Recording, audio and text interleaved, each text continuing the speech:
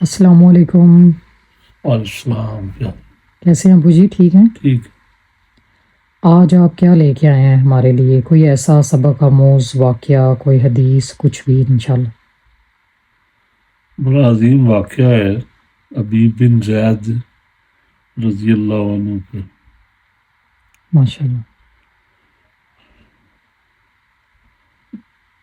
نحمدہ ونصلی ونسلم علی رسول الکریم، اما بعد فاعوذ باللہ من الشیطان الرجیم، بسم اللہ الرحمن الرحیم۔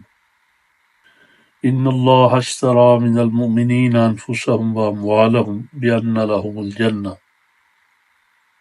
بے شک اللہ تعالیٰ نے خرید لیا ہے مومنوں سے ان کے مال اور ان کی جانیں، اور انہیں اس لیے خریدا ہے کہ ان کو ان کے بدلے جنت دے گا۔ صحابہ کرام ان آیات کو جب بھی یہ آتی تو بڑے غور سے دیکھتے اور پڑھتے اور ان پہ عمل کرتے۔ یہ جو حبیب بن زید کا واقعہ ہے، یہ بہت تاریخی اور عظیم واقعہ ہے کہ جو مسیلمہ کذاب کے پاس جس کو بھیجا جا رہا تھا، اور حضور پاک صلی اللہ علیہ وسلم پوچھ رہے تھے کہ بھائی اس مسیلمہ کذاب کے پاس کون یہ لیٹر لے کر جائے گا؟ حبیب بن زید جو میچور تھے، تقریباً ان کے 6-7 بچے تھے ان کے، تو انہوں نے کہا جی میں جاؤں گا۔ تو آپ صلی اللہ علیہ وسلم نے ان کو لیٹر دیا اور روانہ کر دیا، اور جا کے جب مسیلمہ کذاب کو یہ لیٹر دیا، کہا کہ تو جھوٹا انسان ہے، تو نبوت کا دعویٰ کیسے کر سکتا ہے، تو ہے ہی جھوٹا ہے۔ جب اس نے یہ لیٹر بڑا ہی غضبناک ہوا، اور حبیب بن زید کو پوچھا کہ تم کس کو نبی مانتے ہو؟ وہ کہا کہ میں تو حضرت محمد رسول اللہ صلی اللہ علیہ وسلم کو نبی مانتا ہوں، تمہیں تو میں جھوٹا سمجھتا ہوں۔ تو اتنا وہ غضبناک ہوا کہ اس نے اپنے جلادوں کو حکم دیا کہ اس کے ٹکڑے ٹکڑے کر دو۔ حبیب بن زید کا ایک جوڑ کاٹا گیا، اور پھر اس سے جب ایک جوڑ کاٹا جاتا تو پوچھتے ہاں کس کو نبی مانتے ہو؟ تو اس کا مطلب یہ تھا کہ یہ ڈر جائے گا اور یہ کیا دے گا جی ٹھیک ہے۔ تو حبیب بن زید وہ صحابی تھے، اتنے عظیم صحابی کہ جنہوں نے انگ انگ حضور پاک صلی اللہ علیہ وسلم کی نبوت کے لیے کٹوا دیا، لیکن کسی جھوٹے نبی کو نبی نہیں مانا۔ حتیٰ کہ اس قدر اس عظیم شہادت کی خبر جب مدینہ میں پہنچی تو بڑا ہی عظیم حادثہ تھا کہ ان کی ماں نے یہ عزم کر لیا کہ میں بھی اس شہادت کا بدلہ ضرور لوں گی۔ پھر حضرت صدیق رضی اللہ عنہ کا وہ وقت آیا کہ جب انہوں نے مسیلمہ کذاب کے خلاف ایک لشکر روانہ کیا، جس میں تقریباً 2000 سے زیادہ صحابہ تھے، اور 1200 صحابہ اس جنگ میں شہید ہوئے۔ اس عظیم قربانی کا اللہ نے ان کو صلہ دیا، اور حضرت صدیق رضی اللہ عنہ جو کہ